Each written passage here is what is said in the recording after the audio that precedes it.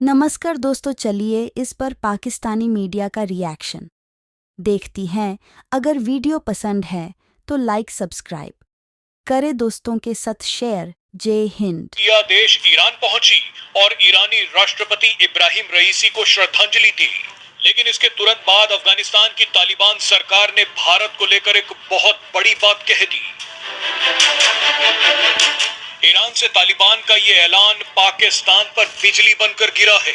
आप इसे संयोग ही कहिए कि ईरान के राष्ट्रपति और विदेश मंत्री ने अपनी मौत से 7 दिन पहले भारत को एक ऐसा तोहफा दे दिया जिसके चलते वेस्ट एशिया, सेंट्रल एशिया और अरब सागर से लेकर हिंद महासागर तक पूरी जियोपॉलिटिक्स बदल गई है। अब इसी का जिक्र करते हुए तालिबान ने भारत का नाम लेकर बड़ा ऐलान किया है। तालिबान ने कहा है कि 13 मई को ईरान ने आधिकारिक तौर पर भारत को 10 सालों के लिए चाबहार पोर्ट देकर ऐतिहासिक काम कर दिया है। तालिबान ने कहा कि भारत को चाबहार पोर्ट मिलने से इलाके के आसपास के कई देशों की किस्मत पलट जाएगी। अफगानिस्तान का तालिबान तो भारत और ईरान के बीच हुई इस डील से सबसे ज्यादा खुश है। अभी तक तालिबान को इंपोर्ट और एक्सपोर्ट करने के लिए पाकिस्तान के कराची पोर्ट का इस्तेमाल करना पड़ता था, लेकिन अब तालिबान ने कहा है कि पाकिस्तान भाड़ में जाए, हमें व्यापार के लिए अब सिर्फ चाबहार पोर्ट ही चाहिए। अफगानिस्तान का तालिबान तो अब भारत को मिले चाबहार पोर्ट की मार्केटिंग करने लग गया है। तालिबान ने कहा है कि चाबहार पोर्ट का और भी ज्यादा विस्तार किया जाना चाहिए, इससे हमें भी फायदा मिलेगा और बाकी देशों को भी फायदा मिलेगा। इसीलिए तो सुन्नी होते हुए भी तालिबान शिया देश पहुंच गया। मजे की बात देखिए कि ईरान को अपना सबसे बड़ा दुश्मन बोलने वाला सऊदी अरब भी इब्राहिम रईसी को श्रद्धांजलि देने पहुंचा, क्योंकि चाबहार पोर्ट से सऊदी अरब को भी बड़ा फायदा मिल सकता है। बहरहाल जाते जाते आपको ये भी बता देते हैं कि चाबहार पोर्ट मिला तो भारत को है, लेकिन इसका जश्न अफगानिस्तान का तालिबान क्यों मना रहा है? दरअसल पाकिस्तान की सरकार कराची पोर्ट की सुविधा देने के नाम पर तालिबान को लूट रही थी, तालिबान को ब्लैकमेल कर रही थी। पाकिस्तान न सिर्फ अफगानिस्तान से ज्यादा पैसे ले रहा था, बल्कि टीटीपी के खिलाफ एक्शन लेने के नाम पर उसे ब्लैकमेल भी कर रहा था। पाकिस्तान ने तो चारों तरफ जमीन से घिरे अफगानिस्तान को रास्ता रोकने तक की धमकी दे दी थी। भारत जब पाकिस्तान के रास्ते ट्रकों में गेहूं भरकर अफगानिस्तान भेजता था, तो पाकिस्तानी अधिकारी ट्रकों में से गेहूं ही चुरा लेते थे। लेकिन अब ना तो पाकिस्तान गेहूं चुरा सकेगा और ना ही अफगानिस्तान को धमकी दे पाएगा, क्योंकि अफगानिस्तान का तालिबान कराची पोर्ट छोड़ चाबहार पोर्ट में जाकर बैठ गया है। फॉरेन पॉलिसी बनाते हैं, अपनी फॉरेन पॉलिसी बेशक पाकिस्तान को साइड पर रख के बनाते होंगे, इसमें भी अभी 100% सच्चाई नहीं है, लेकिन अपनी पॉलिटिकल स्पीचेस में पाकिस्तान का इतना ज्यादा इस्तेमाल क्यों? अगर पाकिस्तान को इतना ही ज्यादा आप पीछे छोड़ चुके हैं, अगर आप मूव ऑन कर चुके हैं, तो फिर पाकिस्तान क्यों?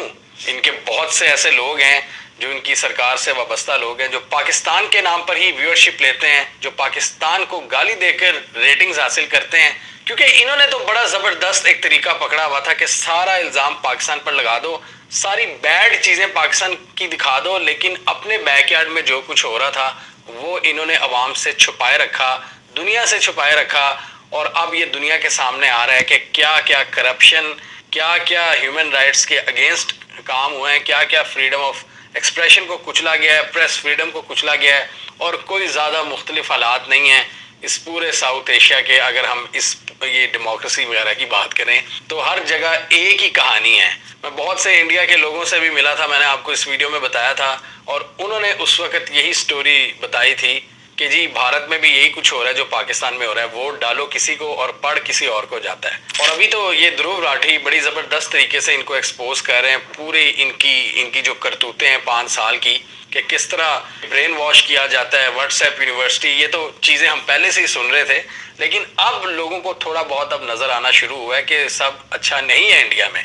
इंडिया की जो सरकार सारा पाकिस्तान पर दिखाने की कोशिश करती थी कि सिर्फ बुरा वहां पर ही हो रहा है, यहाँ पर दूध की नहरें बह रही हैं, ऐसा कुछ नहीं हो रहा भारत में। वहां पर भी करप्शन है, वहां पर भी सारे मसले मसाइल हैं, वहां पर भी रिगिंग हो रही है, वहां भी प्रेस फ्रीडम को कुचला जा रहा है, और वहां भी लोगों के दिमागों से खेलने की कोशिश की जा रही है। और ऑब्वियसली ये जो हिंदुत्व सपोर्ट बेस है मोदी की, जो सेंट्रल इंडिया में ज़्यादा लाया करती है, हिंदू हार्टलैंड जिसे कहा जाता है, छत्तीसगढ़, मध्य प्रदेश, उत्तर प्रदेश, राजस्थान, हरियाणा, बिहार, महाराष्ट्र, ये कुछ इलाके हैं जहां आप कह सकते हो कि इनकी सपोर्ट बहुत ज़्यादा है। लेकिन अगर आप बात करें नॉर्थ इंडिया की, अगर आप बात करें पंजाब की, अगर आप बात करें बंगाल की, वेस्ट बंगाल की, अगर आप सदर्न स्टेट की बात करें, वहां पर इनकी सपोर्ट बहुत थोड़ी है। और वहां पर जो इलाकाई पार्टीज हैं, या कांग्रेस है, या कम्युनिस्ट पार्टी है, या ममता बनर्जी की पार्टी है, पंजाब में ये आम आदमी पार्टी है,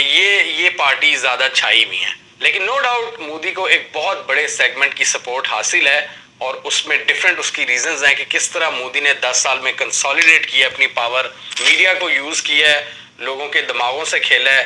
और यही सबसे बड़ा चैलेंज है इन दूसरी पॉलिटिकल पार्टीज के लिए कि किस तरह इसको काउंटर करना है, किस तरह इस प्रोपेगेंडे से लड़ना है। बेसिकली ये चीज इनकी एक्सट्रीम तब हुई है मेरे हिसाब से जब 2019-20 में इनको काफी ज्यादा स्ट्रेटेजिक फेलियर्स का सामना करना पड़ा था, तब ये मजीद हार्ड लाइनर होते गए थे।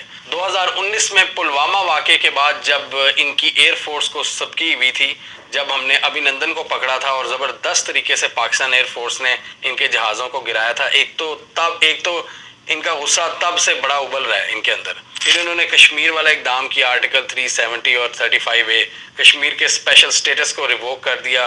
इसके बाद चाइना ने इनको गलवान वैली में चैलेंज किया, वहाँ पर इनके बहुत से सोल्जर्स मारे गए। इनकी ईरान में चाबहार पोर्ट वाला जो सेगमेंट था, वहाँ पर की प्रोजेक्ट से इनको निकाल दिया गया। अफगानिस्तान में जब इनखला हो रहा था तो भारत का वहाँ पर कोई असर व रसूख नहीं था, वो भी पाकिस्तान ने ज़्यादा मैनेज किया। सेंट्रल एशिया की एक्सेस पाकिस्तान ने भारत को पहले ही नहीं दी हुई थी। तो ये कुछ मल्टीपल नाकामियां थी जो इमरान खान के दौर में क्लियरली भारत फेस कर रहा था। भारत ने अब कम बैक किया थोड़ा बहुत, और वही गुस्सा है इस मोदी और बीजेपी के अंदर कि किस तरह पाकिस्तान से बदला लेना है। इसके बाद बाजवा ने कोशिश की थी कि कुछ अच्छे ताल्लुकात हो जाएं भारत से, और एक सीज फायर मुआहदा उसको रीन्यू किया था LOC का, और ये बड़ी ज़बरदस्त डेवलपमेंट थी।